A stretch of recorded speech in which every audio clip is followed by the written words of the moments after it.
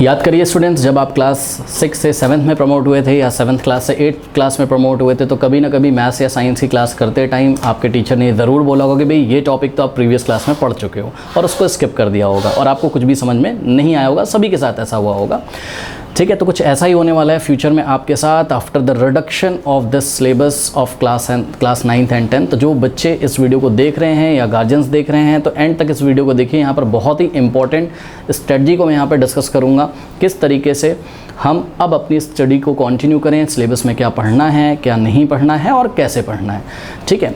तो देखिए बच्चों, अभी तक आपको कहीं ना कहीं से पीडीएफ फाइल मिल गया होगा। बहुत सारे यूट्यूब चैनल्स ने भी इसका वीडियो बनाया है कि भाई क्या क्या सिलेबस से रिमूव कर दिया गया है। सभी सब्जेक्ट का आपको कहीं ना कहीं से पीडीएफ मिल गया होगा या आपके स्कूल ने आपको इन्फॉर्मेशन दे दी होगी। मैं यहाँ पर खासकर बात करूँगा मैथमेटिक्स एंड साइंस की, ओके। तो कुछ एग्जाम्पल्स की हेल्प से मैं यहाँ पर बात करूँगा, जैसे कि फॉर एग्जाम्पल क्लास 10th का हम चैप्टर नंबर 1 मैथमेटिक्स में अगर लें रियल नंबर, ओके। तो यूक्लिड डिवीज़न लेमा रिमूव कर दिया गया है। यूक्लिड डिवीज़न लेमा अगर रिमूव कर दिया गया है तो सोचिए, क्या आप उसको नहीं पढ़ोगे? ठीक है, नहीं, आपको पढ़ना है। अगर आप नहीं पढ़ोगे तो आप फ्यूचर में यही प्रॉब्लम फेस करोगे। आप क्लास 11th में जाओगे या किसी कॉम्पिटिटिव एग्जाम के लिए आप प्रिपेयर करोगे और किसी क्लास में आप पढ़ रहे होगे तो टीचर आपसे बोलेगा भाई ये तो आप पहले ही पढ़ चुके हो। तो क्या आप उससे बोलोगे भाई कोरोना था इसलिए हमने नहीं पढ़ा? बिकॉज देखिए यूक्लिड डिवीज़न लेमा में आपको इवन ऑड नंबर का फॉर्म इमेजिन करने का तरीका सिखाया जाता है, जो कि कहीं ना कहीं क्लास 11th के मैथमेटिक्स के बेसिक्स में बहुत बड़ी भूमिका निभाता है। और बात करते हैं कि pair of linear equation in 2 variables में, जैसे बस ये मैं अभी एग्जांपल ले रहा हूँ बच्चों, इसके बाद एक वीडियो लेके आएंगे, एक क्या बहुत सारी वीडियो लेके आएंगे, उसमें हम आपको ये बताएंगे कि भाई कौन सा चैप्टर आफ्टर द रिडक्शन अब कैसे पढ़ें, ठीक है। तो अभी मैं कंक्लूड करूँगा सारी चीज़ें, परेशान ना होइए। पेयर ऑफ लीनियर इक्वेशन में जैसे कि क्रॉस मल्टीप्लिकेशन मेथड रिमूव कर दिया गया, वो तो पहले ही नहीं था और अगर आप इसको नहीं भी पढ़ोगे तो कोई प्रॉब्लम नहीं है। तो नेक्स्ट जो वीडियोस आएंगे मैं यही बात करूंगा कि भाई कौन सा टॉपिक नहीं पढ़े तो भविष्य में कोई प्रॉब्लम नहीं होगी आपको, ठीक है। अब देखिए नेक्स्ट एग्जांपल लेता हूं, कोऑर्डिनेट ज्योमेट्री में एरिया ऑफ ट्रायंगल रिमूव कर दिया गया है, ठीक है। तो क्या आप एरिया ऑफ ट्रायंगल निकालना नहीं सीखोगे? 4-5 न्यूमेरिकल लगाने में क्या जा रहा है? बिकॉज ऐसा तो नहीं है कि आप अपनी पढ़ाई यहीं पे छोड़ दोगे, है ना। भविष्य में भी आप पढ़ोगे 11th 12th को ध्यान रखते हुए, और उसके आगे फ्यूचर में अगर आप मैथ्स और साइंस फील्ड में अगर आप जाना चाहते हो, अच्छा करना चाहते हो, ठीक है, किसी कॉम्पिटिशन को बीट करना चाहते हो, तो उस टाइम आप ये तो नहीं बोलोगे कि भाई मेरे तो सिलेबस से रिमूव कर दिया गया था, ठीक है।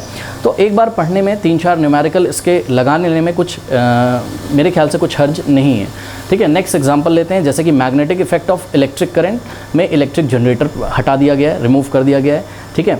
अब सोचिए आप, magnetic effect of electric current बच्चा पढ़ रहा है और इलेक्ट्रिक जनरेटर ही नहीं पढ़ा तो कैसे काम चलेगा?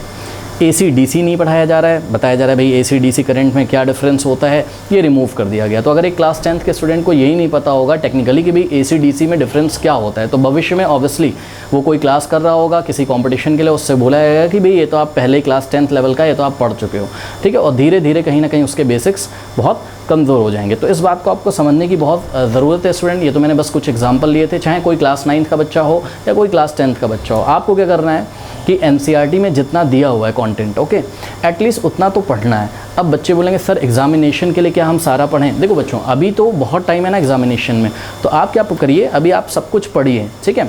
उसके बाद जब रिवाइज़ करने की बारी आएगी, ठीक है, दिसंबर से बच्चे रिवाइज़ करते हैं या कुछ बच्चे जनवरी से रिवाइज़ करते हैं, जब आप रिवाइज़ करिएगा तो जो टॉपिक रिमूव कर दिए गए हैं, ठीक है, उन पे ज़्यादा फोकस नहीं करिएगा। लेकिन मेरी राय यही है कि आप अभी जब पढ़ रहे हैं तो थोड़ा सा टाइम, अगर ये जो 30% सिलेबस रिड्यूस हुआ, अगर आप उस पर टाइम दे भी देते हो तो आपका क्या चला जाएगा, है ना। नॉलेज वेस्ट तो जाती नहीं है। इससे क्या फ़ायदा है? इससे ये फ़ायदा है कि बच्चों फ्यूचर में आपको इस प्रॉब्लम का सामना नहीं करना पड़ेगा कि आप किसी कॉम्पिटिटिव एग्ज़ाम की तैयारी कर रहे हो और आपके बेसिक्स ही नहीं क्लियर हैं, ठीक है। बिकॉज ऐसे बहुत सारे टॉपिक रिमूव किए गए हैं। केमिस्ट्री में भी अगर हम बात करें, ठीक है, तो केमिस्ट्री में भी बहुत सारे ऐसे टॉपिक रिमूव कर दिए गए हैं जिनको बिना पढ़े हुए तो आपका काम भविष्य में नहीं चलेगा। ओके स्टूडेंट्स, तो इतनी सी बात मुझे आपसे करनी थी। आपको सब कुछ पढ़ना है एक बार, और फाइनली आपको क्या करना है, फाइनली आपको अपने टॉपिक्स रिवाइज करने हैं जो एग्जाम में आ रहे हैं। आप उस पर ज़्यादा उस टाइम फोकस करिएगा, बिकॉज लास्ट में जब हम रिवाइज करते हैं तो हमको अच्छे से याद रहता है, ठीक है। बट अगर आप सब कुछ अच्छे से पढ़े रहोगे तो आपका लिंक, ब्रेन में जो लिंक होता है वो बहुत अच्छी तरीके से चीज़ों का बना रहेगा, ठीक है। तो आपको लिंक बनाते हुए चलना है कि अगर थोड़ा सा भी कुछ भी घुमा कर कहीं क्वेश्चन आ जाए तो ऐसा ना हो कि आपने टॉपिक कहीं ना कहीं छोड़ा हो। ओके, तो इस चैनल पे भी मैंने लगभग सब कुछ पढ़ाया हुआ है, ठीक है। तो आप जाके इस चैनल को विज़िट कर सकते हो, ओके बच्चों, और अगर मन आए तो सब्सक्राइब भी कर सकते हो। और नेक्स्ट वीडियोस में हम आपको चैप्टर वाइज छोटे छोटे वीडियो लाते रहेंगे, जिसमें हम आपको बताएंगे कि पढ़ना तो देखिए सब कुछ है ना, और क्या नहीं पढ़ना है, कौन सी एक्सरसाइज मैथमेटिक्स की आप ना ज़्यादा ध्यान देना है, एक बार तो कम से कम लगाना है, ठीक है। उसके बाद अगर छोड़ भी दोगे तो चलेगा। तो फाइनल कंक्लूज़न ये है इस वीडियो का बच्चों, आपको फ्यूचर में कहीं प्रॉब्लम का सामना ना करना पड़े। बिकॉज देखिए अपने टाइम पे अगर बच्चा सीख जाता है चीज़ें तो सीख जाता है, ये सच है। तो अभी आपको टाइम मिला हुआ है, आजकल तो स्कूल भी नहीं जाना है, ठीक है, और ऑनलाइन प्लेटफॉर्म में इतने अच्छे अच्छे वीडियोज़ अवेलेबल हैं, ठीक है। तो नॉलेज लेने में मेरे ख्याल से कोई प्रॉब्लम नहीं है। अगर आप अभी नहीं सीखोगे फिर आप फ्यूचर में जाओगे, भविष्य में जाओगे 11th 12th में, तो आप क्या क्या सीखोगे पुराना जो आप छोड़ के रखा हुआ है आपने, ठीक है। तो अपने टाइम पर सीख लो तो अच्छी बात है। और फाइनली आप उन टॉपिक्स को रिवाइज़ करना बोर्ड एग्जामिनेशन में जो आ रहे हैं। तो यही इस वीडियो का कंक्लूज़न था बच्चों, ठीक है। और मिलते हैं फिर नेक्स्ट वीडियो में। तो पढ़ाई स्टार्ट कर लीजिए, और मन हो तो इस चैनल से भी स्टार्ट कर सकते हो आप, ठीक है। तो चलिए फिर मिलते हैं नेक्स्ट वीडियो में, तब तक के लिए पढ़ते रहिए, बढ़ते रहिए। All the best.